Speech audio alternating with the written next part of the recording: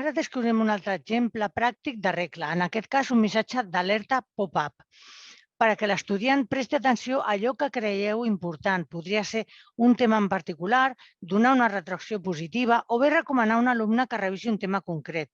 Cal tenir present que el pop-up apareix quan OpenLMS recarrega la pàgina. S'ha de tenir en compte per tal que el pop-up aparegui en el moment oportú.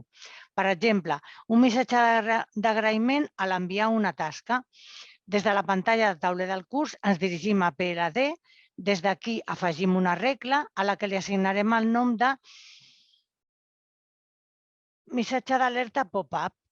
Pel que fa a l'esdeveniment, s'ha tramès el qüestionari o tasca, en aquest cas el qüestionari que pertany a l'enquesta de satisfacció d'usuaris. Pel que fa a les condicions, que l'activitat s'hagi completat, afegim i diem quina és l'activitat que s'ha hagut de completar per rebre aquest missatge. Salvem.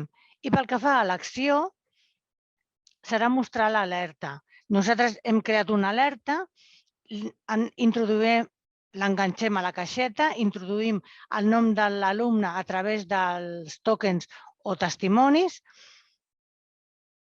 marquem que s'executi una sola vegada, salvem, desem i ja tenim la regla creada.